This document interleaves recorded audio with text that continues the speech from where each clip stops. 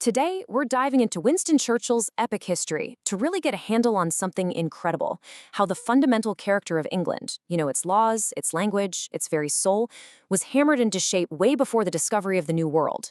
We're going to take a journey through invasion, rebellion, and brutal civil war to see exactly how this nation was made. Okay, so let's start with Churchill's own words, because this is really his grand thesis. What he's saying is that by 1485, right when the bloody Wars of the Roses finally sputtered out, the essential pillars of the English-speaking world were already in place. Everything that came after, it was all built on this foundation. And that really sets up the big question for us, doesn't it?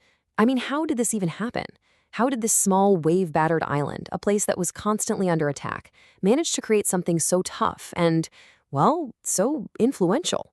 It's an amazing story of creation against some seriously incredible odds.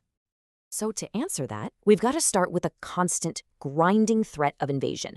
For literally 1,000 years, the identity of the English people was hammered into shape, just like a blacksmith hammers a red-hot piece of iron on an anvil. Just try to imagine 1,000 years of nonstop pressure. You've got the Romans, then the Anglo-Saxons, then the Vikings, and finally, the Normans. And these weren't just simple raids, These were full-blown existential threats, where each new wave threatened to completely wipe out what was there before. But here's the really remarkable thing. The islanders weren't just replaced. It's not like they were wiped off the map. Instead, they absorbed their conquerors. Each invasion just left its mark, adding another layer to the culture, to the people, and to the language, creating this incredibly tough, composite identity that could bend but just wouldn't break. Well, this fusion of all these different peoples created a totally new problem. Now that you have powerful kings ruling this united, resilient nation, how do you stop those kings from becoming absolute tyrants? The real danger was arbitrary power. The idea that one person, the king, could just do whatever he wanted, completely ignoring the traditional rights and councils of the kingdom. And King John, well, he basically became the poster child for this kind of unchecked, oppressive rule. And the solution, which was literally forced on King John at sword point, was an absolutely radical idea for its time. The barons made him accept that there is a law that even the crown has to obey. The king is not absolute. He, too, is under God and the law. Okay, but putting the king under the law created a whole other challenge.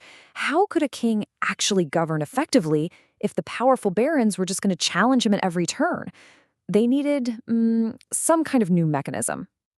So the solution wasn't some grand design. It was pretty much an accident, an experiment born out of pure necessity.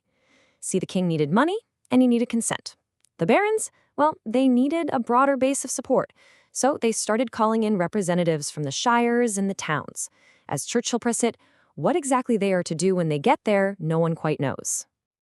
And this is so important, as Churchill points out, there was nothing inevitable about this at all.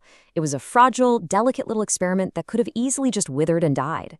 But this idea, this plant of bringing the country's concerns to one place, of a representative body, it somehow, against all odds, managed to take root. And get this, while all these epic struggles over law and governance are unfolding, the very words the people were using to argue, to govern, to live their lives, were also being forged in that exact same fire. You see, just like the English people, the English language is a total composite. It started with these rough German dialects from the Anglo-Saxons, then it absorbed words from the Celts, the Danes, and Latin from the Church. And then, the big one, after the Norman Conquest, it blended with a massive amount of French. By the time Chaucer was writing, it had become a language that you and I can actually read and understand today. So, this long, chaotic, formative period of English history, well, it wasn't going to end quietly with a nice cup of tea. It came to a violent, definitive, and absolutely exhausting climax. Yeah, after centuries of fighting off foreigners, the final, convulsive struggle of medieval England was an internal one. It turned on itself. It was a 30-year civil war that wasn't about grand new ideas. It was about one raw, bloody question: who gets to wear the crown? The whole conflict really boiled down to this: two rival branches of the royal family, the House of Lancaster and the House of York, just tearing the kingdom and each other apart. And in their struggle, they would bleed the old feudal aristocracy of England almost to death. And it all comes to a head in this one single pivotal year. The last real battle of the English Middle Ages is fought at Bosworth Field. And just like that, the brutal war comes to a sudden, shocking end. The winner, a guy named Henry Tudor, he doesn't just win a battle. No, he inherits a nation that has been fundamentally remade by all the centuries of struggle that we've just seen. The old world is gone. A new one is ready to be born. And so here we are, right back at the beginning at Churchill's main point. By the time the Tudors take the throne, the tree of English civilization, as he calls it, is fully grown.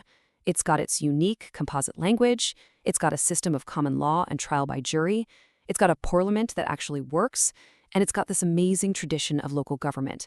All the core pieces are finally in place. And this brings us to Churchill's final, powerful question. All of these characteristics, all of these institutions, forged through 1,000 years of fire on one tiny island, were now mature. The tree was fully grown. So, what kind of fruit would it bear? And more importantly, where in the world would its seeds be scattered?